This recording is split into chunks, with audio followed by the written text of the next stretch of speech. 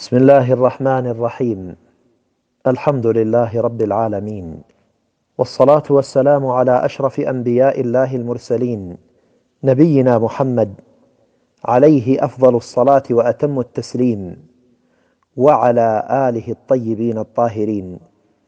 اللهم لا علم لنا إلا ما علمتنا، إنك أنت العليم الحكيم، وتب علينا إنك أنت التواب الرحيم. أوجه رسالتي هذه إلى المسلمين أجمعين، وإلى إخوان الأنصار، وإلى كل من آمن برسالة نبينا محمد صلى الله عليه وآله وسلم، وبنبوءاته التي أوحى الله عز وجل إليه بها. فقد أخبرنا وبشرنا وأنذرنا بما كان وما هو كائن وما سيكون في مستقبل الزمان. ومما أخبرنا به أنه سيكون أحداث قبل الساعة وقبل أماراتها الكبرى، وعلامات قبل ظهور المهدي عليه السلام. وها هي هذه الأحداث نراها اليوم أمام أعيننا، تترى الواحدة تلو الأخرى.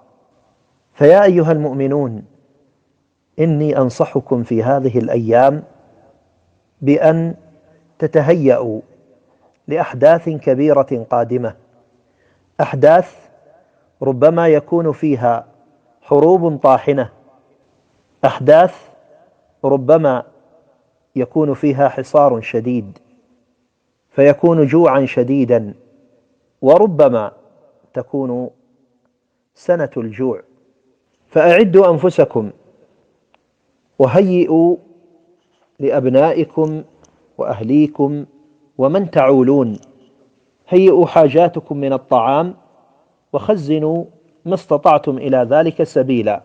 وأقل القليل لو أن تعدوا لأنفسكم شيئا من التمر أو الدقيق أو غير ذلك مما تستطيعون عليه لتلك الأيام الحالكة الشديدة. فإني أشعر أن الأمر قد اقترب، وأن الأحداث قد تراكمت.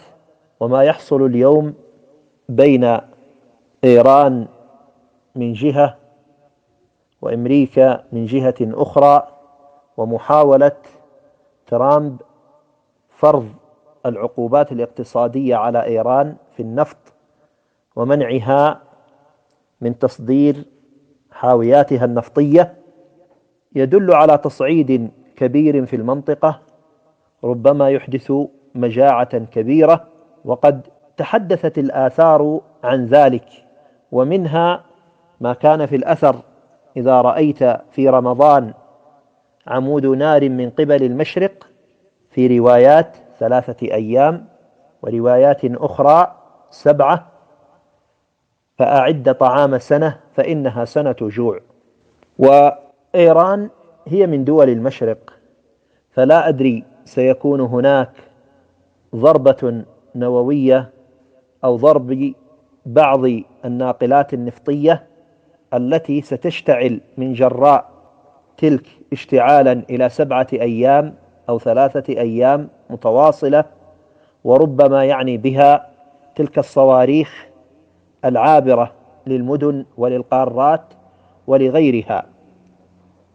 المهم، كان لزاما علينا أن نحذر المسلمين أجمعين في أقطار الأرض وفي كل الدول على أنه ما إذا أقدمت إيران على إغلاق مضيق هرمز، وكذلك ما سيحصل من تداعيات في المنطقة في باب المندب وغيره، وتدخل كل القوى والتحالفات في هذا المنع الاقتصادي الذي سيتبعه حرب ربما تكون دبور عبوس على المنطقة، ومن جرائها يحصل تداعيات أخرى من منع للاقتصاد ومن الواردات والصادرات وغيرها، ربما تتسبب في مجاعة كبيرة. نعيد ونكرر: كان لزاما علينا أن نحذر المسلمين قاطبة بما حذر منه نبينا صلى الله عليه وسلم.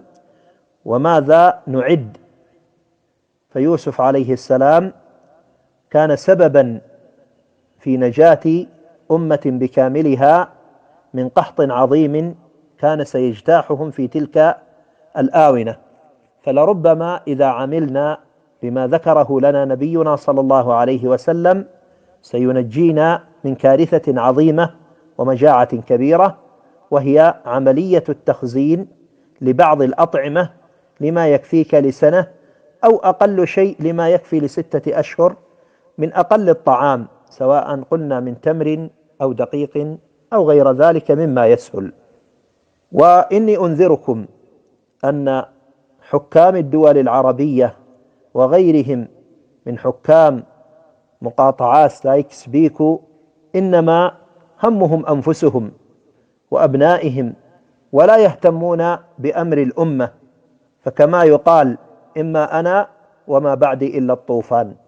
فهم سينجون بأنفسهم وسينأون بأبنائهم وسيهربون بطائراتهم وسيتركون الناس للطوفان.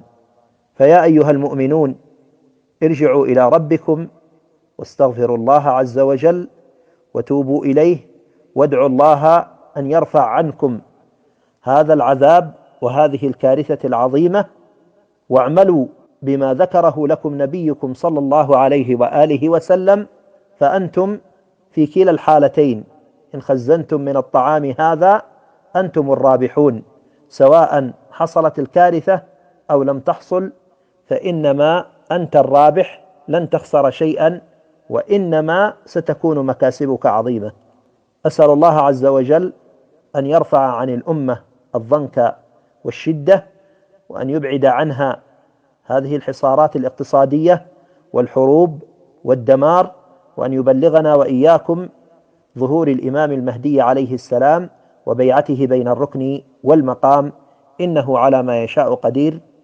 السلام عليكم ورحمة الله وبركاته.